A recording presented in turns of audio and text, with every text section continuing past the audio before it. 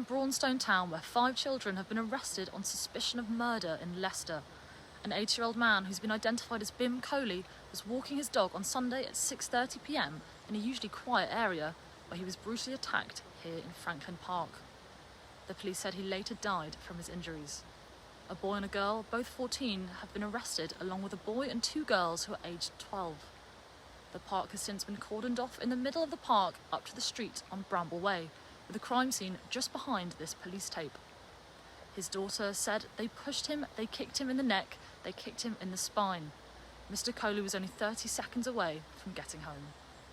I think what's shocking is the ages of the suspects. When you're looking at 14 and 12-year-olds being arrested on suspicion of murder, I think that's the really shocking thing. I mean, my understanding, it was Sunday evening around 6:30 p.m. So it's not an unusual time for kids of that age to be out and about, but almost like the level of the attack and the numbers involved, numbers of children involved, and then the ages. I think that's what the shocking thing is. It's just an elderly man taking his dog out for a walk. So I think that's what's really going to hit with people and shock them. It's just a normal activity that many people do on a Sunday evening has resulted in the death of somebody.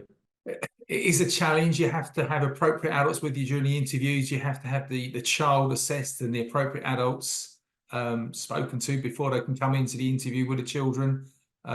It's taken delicately. It's a challenging investigation because you are dealing with children. So you've got to almost like explain the activities, the actions, the investigation, the offences you're investigating, and the questions that you want answers to. So almost like the involvement of every person that was there. And it's almost like establishing, they clearly know right from wrong at that age, but the level of what was right and wrong and who actually did what and what involvement each of them had, and then collectively as a group.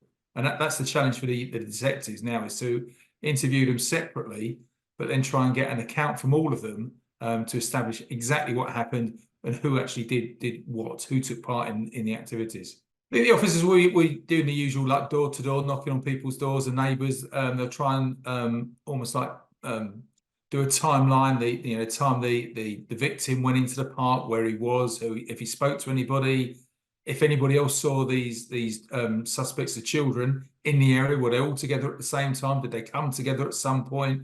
Was there any interaction before the actual attack took place? Was there like some background to it, some history to it?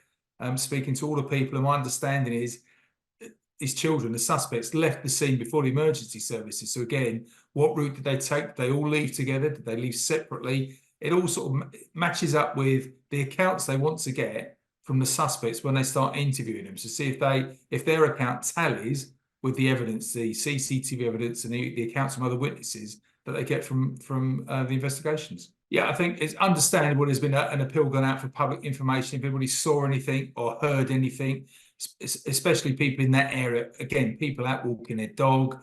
Most people know each other if they're local, and it sounds to me like the victim was a local person. He'd lived there for a considerable period of time, so probably quite well known to other users of the park, other dog walkers. So if anybody who saw him on that day, spoke to him, if they saw the children involved, was there, as I said, was there any interaction between them and him, or them and other dog walkers? What's the background? Everybody always wants to know why why incidents take place, the motive, what was behind it. And I think that would be the challenge for the detectives, is to try and build the picture, the background of what led up to this attack and assault on this man, and sadly led to his death.